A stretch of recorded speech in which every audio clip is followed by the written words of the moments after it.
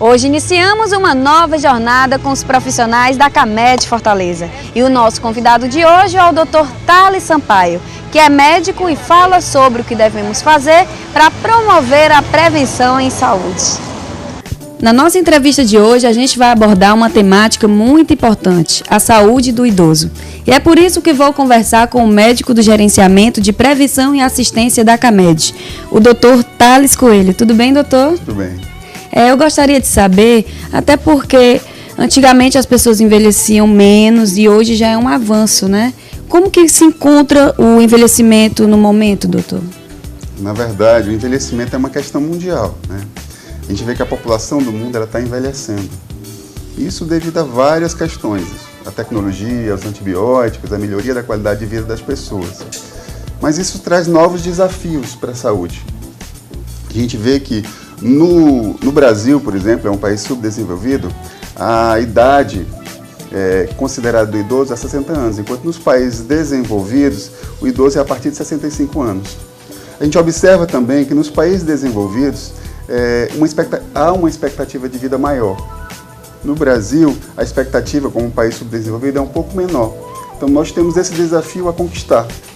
Mas a gente tem que entender que evoluímos muito nesse período de tempo. Se a gente pensar que há poucos séculos atrás a expectativa de vida era em torno de 40, 45 anos, e hoje a gente chega a mais de 70 anos, então a gente evoluiu bastante. Em relação à saúde, a gente tem que estar preparado para esse desafio. E para você, qual é a melhor forma de prevenção para envelhecer com saúde? Na verdade, o envelhecimento ele é uma coisa heterogênea, não é igual para todo mundo. Mas a gente tem que pensar que quando a gente fala em envelhecimento, na verdade, tem que pensar na história de vida dessa pessoa. O envelhecimento não dá para eu chegar aos 60 anos e dizer, agora eu vou me cuidar. Então é uma questão de o que ele fez na vida dele, qual a trilha de vida dele, o que é que ele fez na vida dele, se ele praticou atividade física, se ele se cuidou do corpo, se ele tratou as doenças. Tudo isso a gente tem que estar pensando quando a gente fala em prevenção. Dr. Thales, por que se diz que o envelhecimento populacional gerou um novo paradigma à população? Quando a gente fala em mudança desse paradigma de saúde, a gente está observando que aumentou de forma proporcional a prevalência de doenças crônicas e a mortalidade por doenças crônicas. A gente sabe que no passado essas doenças eram mais infecciosas. Então hoje a gente tem que estar trabalhando com doenças crônicas, que tem todo um contexto a ser trabalhado. A gente pode estar abordando que no passado as doenças infecciosas elas precisavam de exames diagnósticos baratos, elas de uma certa forma se resolviam de uma forma rápida, e agora a gente está falando de doenças crônicas que não tem prazo. Eu posso começar com a diabetes aos 40 anos e viver até 100 anos com essa diabetes.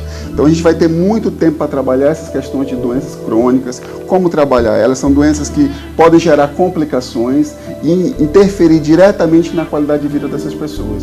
Então realmente mudou todo o paradigma de saúde, o que a gente trabalhava de saúde, a gente tem que trabalhar de outra forma. Você vê que todo o Brasil está se preparando para trabalhar essas questões de doenças crônicas. Até porque vai depender do hábito de vida da pessoa, se ela tem qualidade de vida ou não, né? Exatamente. E no universo do idoso, doutor, o que é ter saúde?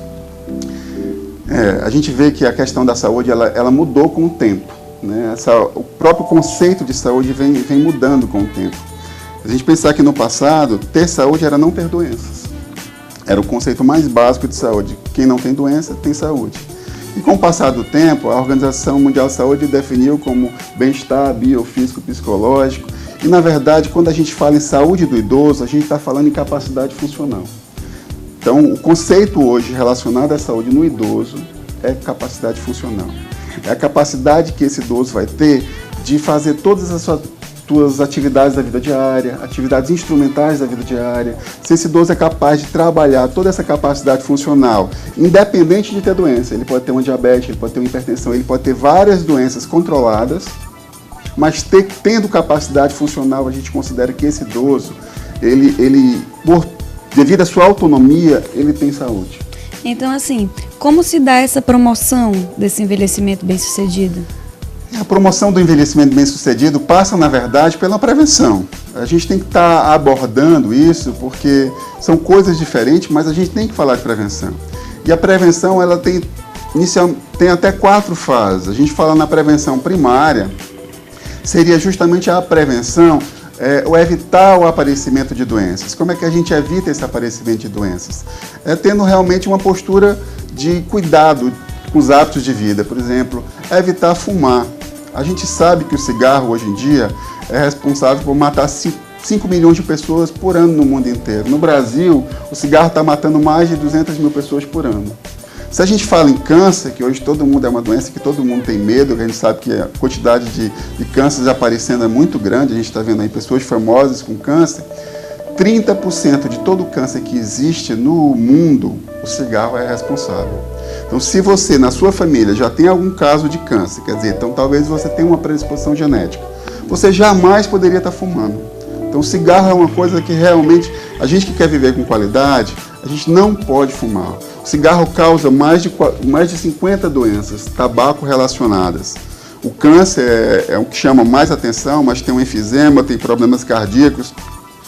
25% de todos os infartos, o cigarro é responsável. 25% de todo o AVC, que é o derrame, o cigarro é responsável. 80% da DPOC, que é uma doença pulmonar obstrutiva crônica, que deixa a pessoa com fome de ar, com falta de ar, aquele problema respiratório. Então, realmente são doenças bem debilitantes que o cigarro causa. Então, quando a gente fala em prevenção primária, a gente está falando de todas essas questões, a gente está falando de hábitos de vida que a gente tem que estar cada vez mais trabalhando. Nós temos a questão da prevenção secundária. O que seria a prevenção secundária? É diagnosticar precocemente as doenças.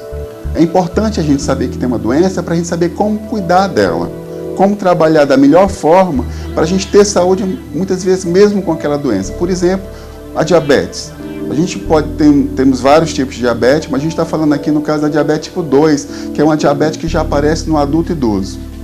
Se essa diabetes se ela vai aparecer, porque às vezes a doença ela tem um componente genético muito importante na família, e ela pode aparecer na vida da gente, mas é ideal que ela apareça quando a gente tiver 60, 70, 80 anos. Você começar uma diabetes com 30, 40 anos, realmente, no futuro pode levar um prejuízo na sua qualidade de vida. Então é importante que ela diagnostique cedo essa doença, fazendo exames periódicos. Quando a gente faz exames periódicos, quer dizer, anualmente a gente está procurando um clínico, um médico, para fazer aqueles exames anuais. Isso é importante porque a gente está tendo a possibilidade de diagnosticar precocemente algumas doenças e saber como tratar com aquela doença. Digamos que eu descubra que tenho um diabético com 35, 40 anos. Eu vou ter que fazer várias mudanças na minha vida, seja de hábitos de vida, seja de atividade física, tem que mudar realmente toda a minha vida para que eu não apresente as complicações. Temos ainda a prevenção terciária. Essa prevenção terciária, essa pessoa já está com a doença instalada, ela já tem aquela doença, mas a gente tem que fazer alguma reabilitação para voltar aquela qualidade de vida da pessoa. Então, quando a gente fala em prevenção terciária, a gente está falando de reabilitação. Como uma pessoa que já tem uma doença instalada, qual a forma que a gente vai trabalhar, seja a parte de saúde, da equipe de saúde, a parte da pessoa, o que é que ela tem que fazer para promover a reabilitação dessa pessoa e tentar voltar a qualidade de vida para ela. Então, doutor, o senhor já falou dessas prevenções, da primária, secundária, terciária, e já citou alguns pontos na avaliação, mas quais são os outros principais também? A gente falou que esse idoso ele deve ter uma equipe multidisciplinar para estar cuidando dele e ele deve fazer sempre uma avaliação bem geral, né? Digamos que a gente observe que tem que começar observando esse idoso como inteiro. A gente tem que observar, por exemplo, os olhos. A catarata é uma doença comum no idoso, né? Que é o envelhecimento da lente do olho, que é o cristalino, é uma lente que fica dentro do olho, e essa lente envelhece com a idade. E muitas vezes dificulta a visibilidade desse idoso e pode gerar quedas, que é uma coisa extremamente perigosa para o idoso. Então, é importante passar pelo oftalmologista para saber se não está com catarata. E se tiver com catarata, opere, faça cirurgia. É uma cirurgia extremamente simples hoje em dia, rápida, que o idoso sai da sala de cirurgia já enxergando e ganha um mundo novo de cores e de vida. Porque muitas vezes tem idosos praticamente cegos no Brasil, e sim é uma realidade. Muita gente cegando por uma coisa simples, que é a catarata, que tem um tratamento hoje simples, com uma tecnologia assim, avançada, que dá um resultado excelente, diferente de resultados que a gente ouvia no passado, que tinha muitos casos mal sucedidos. Hoje em dia a catarata realmente é bem sucedida. A gente tem que ter cuidado com a questão da audição. O idoso ele pode estar diminuindo a questão da audição, que é importante também para a sociabilidade. Esse idoso ele tem que manter a sociabilidade dele, ele tem que conversar, ele tem que ir para as rodas, ele tem que ter uma vida social. E quando ele não escuta bem, isso atrapalha a questão da vida social dele. Muitas vezes é uma questão simples, é uma rolha de cera que pode estar ali diminuindo a audição dele. E às vezes pode ser outros problemas que também têm tratamento. Então a gente tem que pensar nisso, a gente tem que pensar na questão de quedas, na questão das instabilidades, né? Esse idoso ele pode ter tonturas, ele pode ter alguns problemas que propiciem maior risco de quedas. Então, queda no idoso é uma coisa extremamente grave. Além disso, a gente tem que pensar, né, a gente falava na questão dos exames periódicos, né, para fazer uma avaliação da questão da tireoide, fazer toda uma avaliação para ver se esse idoso também não pode ter um câncer inicial que a gente pode tratar e ter um resultado melhor. Então, quando a gente faz toda essa avaliação do idoso de uma forma maior, generalista, a gente está, sim, fazendo um tipo de prevenção e esse idoso vai ter um envelhecimento mais saudável ou continuar com o seu envelhecimento mais saudável. Porque tem uma coisa interessante na questão do idoso, é que dentro dos idosos, inclusive, os que mais, proporcionalmente, o que está mais crescendo é os idosos que a gente chama de idosos mais velhos, que são os idosos acima de 80 anos. Ainda está crescendo mais do que os idosos de uma forma geral. Então a gente está tendo um novo público, que são esses idosos mais velhos, acima de 80 anos, que cada dia a gente está aprendendo como lidar com eles. Doutor, eu gostaria de parabenizá-lo, até porque esse tema é muito empolgante, né? A saúde do idoso. E eu gostaria que o senhor falasse sobre a sua atuação como médico gerente na atenção da prevenção e assistência da CAMED. Aqui na CAMED, a gente tem uma área que se chama Gerência de Prevenção e Assistência e nosso trabalho, falar especificamente relacionado à prevenção, a gente trabalha naqueles 3 pontos que a gente falou, na prevenção primária, secundária e terciária. Então, o foco dessa área é cada vez mais tentar levar a qualidade de vida para as pessoas, né? Seja através de orientação, seja através de cuidado. Então, o plano CAMED ele tem muito cuidado, muito atenção em relação a isso. Nós temos uma parte que trabalha justamente a prevenção primária, que é o Promovendo Saúde, que é um programa que a gente trabalha a questão de palestras, de cuidado, seja aqui na CAMED, esteja fora. Muitas vezes a gente é chamado para dar palestras em algumas indústrias, em alguns momentos em congressos, a gente vai lá e faz toda essa questão de promovendo saúde, todas essas questões relacionadas à orientação das pessoas, a gente trabalha no Promovendo Saúde. É um programa de prevenção primária. Além disso, nós temos o programa de prevenção odontológica, que é um programa que tem mais de 20 anos aqui na CAMED.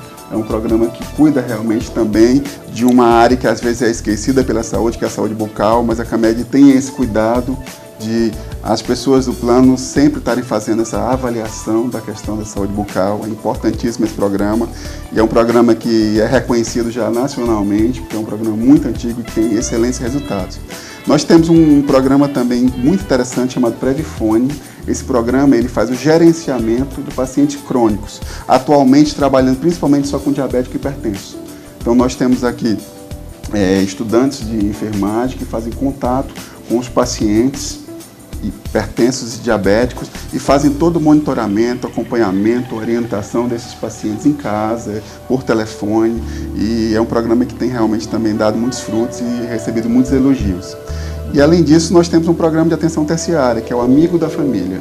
Esse programa a gente faz um acompanhamento de pacientes que têm dificuldade de locomoção, aqueles pacientes que já estão acamados ou então com dificuldade de ir ao médico. Nós temos uma equipe própria que faz esse acompanhamento através de visitas, seja do médico, seja da enfermeira, dependendo da gravidade desse paciente, a gente tem uma frequência e esses pacientes são acompanhados em casa por essa nossa equipe. E no meu caso, particularmente, eu fico dando suporte a todos esses programas, mas nós temos toda uma equipe multidisciplinar que está trabalhando diretamente para que tudo isso aconteça. É também muito estimulante trabalhar com prevenção e a CAMED está apostando nisso. Obrigada, tá, doutor, pela sua participação. E CAMED, quem tem, vive melhor, né? Obrigado, eu agradeço a participação. Muito obrigado.